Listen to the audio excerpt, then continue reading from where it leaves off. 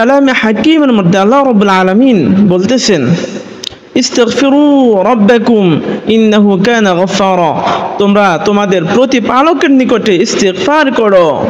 আল্লাহ রাব্বুল আলামিন হচ্ছেন গফফার, তিনি হচ্ছেন ক্ষমাশীল, তিনি তোমাদেরকে ক্ষমা করে দিবেন। ইস্তিগফার পড়ার ফায়দা কি? আল্লাহ রাব্বুল আলামিন বলতেছেন, ইস্তিগফার পড়লে আসমান থেকে আল্লাহ রাব্বুল আলামিন মুষলধারায় তোমাদের উপরে রহমতের বৃষ্টি নাজিল করবেন। সুবহানাল্লাহ।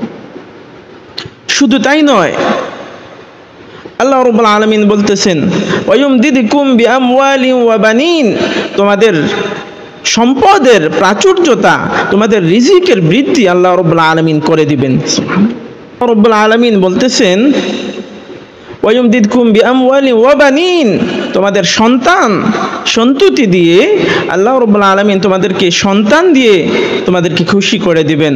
তোমাদের যাদের সন্তান হয় না, তারা যদি এরকম ইস্তিগফার করতে থাকে, আল্লাহ রাব্বুল আলামিন তাদেরকে সন্তান দিবেন।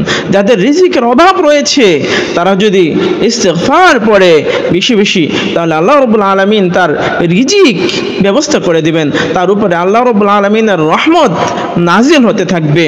শুধু তাই না, ওয়াজআল লাকুম জান্নাতি ওয়াজআল লাকুম আনহারা, আল্লাহ রাব্বুল আলামিন বলতেছেন, তোমাদেরকে ইস্তিগফার যে ব্যক্তি করবে তাকে আমি জান্নাত দিয়ে দেব। সুবহানাল্লাহ। এবং ওয়াজআল লাকুম আনহারা, এবং তোমাদেরকে জান্নাতের মধ্যে নহর, প্রবাহিত নহর আমি আল্লাহ রাব্বুল আলামিন দিয়ে দিব। সুতরাং ইস্তিগফার যে ব্যক্তি বেশি বেশি পড়বে, তার অনেকগুলো ফজিলত রয়েছে, তার মধ্যে অভাব দূর হয়ে যাবে, তার সন্তান আল্লাহ রাব্বুল আলামিন দিয়ে দিবেন, তার প্রাচুর্যতা আল্লাহ রাব্বুল আলামিন দিয়ে দিবেন, তার সম্মান বৃদ্ধি করে দিবেন। শুধু তাই না, হযরত আব্দুল্লাহ ইবনে আব্বাস রাদিয়াল্লাহু তাআলা আনহু হতে বর্ণিত, তিনি বলেন, যে ব্যক্তি ইস্তিগফার করবে তার রিজিকের অভাব হবে না, তার রিজিক আল্লাহ রাব্বুল আলামিন দিয়ে দিবেন এবং তার উপর আল্লাহ রাব্বুল আলামিনের রহমতের চাদর বিছিয়ে দিবেন। ওই ব্যক্তির উপরে অনেক আল্লাহ রাব্বুল আলামিনের অনুগ্রহ বৃদ্ধি পেয়ে যাবে।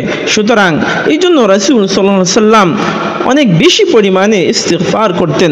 আল্লাহ রাব্বুল আলামিন আমাদেরকে বেশি বেশি করে ইস্তিগফার করার, আল্লাহ রাব্বুল আলামিনের নিকটে ক্ষমা চাওয়ার তৌফিক দান করেন। আমিন।